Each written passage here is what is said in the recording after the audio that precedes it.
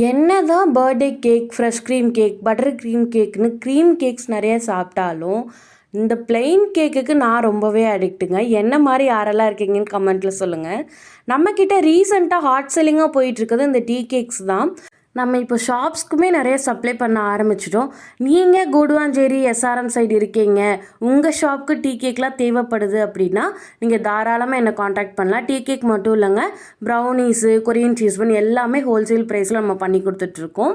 இந்த கஸ்டமர் என்கிட்ட 1/2 kg tea cake order பண்ணியிருந்தாங்க. ஆக்சுவலி பார்த்தீங்கன்னா நான் ஸ்மால் பாக்ஸில் ஃபஸ்ட்டு போட்டிருந்தேன் எங்கள் குரூப்பில். பட் அவங்க வந்து அதை வாங்கி சாப்பிட்டு பார்த்துட்டு ரொம்ப பிடிச்சிருக்குன்னு 1/2 kg ஆர்டர் பண்ணாங்க. அவங்க 2:30க்கு கேட்டாங்க. நாங்கள் ஒரு 2:45க்கு டெலிவரி பண்ணுறதுக்கு போனோம். அன்ஃபார்ச்சுனேட்லி அவங்க கிளம்பிட்டாங்க, ஊருக்கு போயிட்டாங்க. அவங்களால இந்த ஆர்டரை வாங்க முடியல. ஆனால் அவங்க ஆல்ரெடி பே பண்ணிட்டாங்க. ரொம்ப ஸ்வீட்டான கஸ்டமர். ஒன்றும் பிரச்சனை இல்லை, நீங்கள் வைங்க, நான் நெக்ஸ்ட்டு பார்த்துக்கிறேன்னு சொன்னாங்க. எனக்கு என்ன பண்ணுறதுன்னு தெரில. நம்ம ப்ராடக்ட் வேஸ்ட் ஆயிருமே அப்படின்ற மாதிரி நான் ரொம்ப யோசிச்சுட்டே இருந்தேன். நமக்கு தான் நம்ம ரெகுலர் கஸ்டமர் அந்த டைமில் நல்லா கை கொடுப்பாங்களே. என்னோடய ரெகுலர் கஸ்டமருக்கு அனுப்புனேங்க. அவங்க இந்த டீ கேக், அது கூட இருந்த பிஸ்கெட்ஸ் எல்லாத்தையுமே அவங்களே வாங்கிட்டாங்க. நம்ம கொரியர் ஆர்டர்ஸுமே எடுத்துகிட்டு தாங்க இருக்கோம். ஆல் ஓவர் டிஎன் ஷிப் பண்ணிகிட்ருக்கோம்.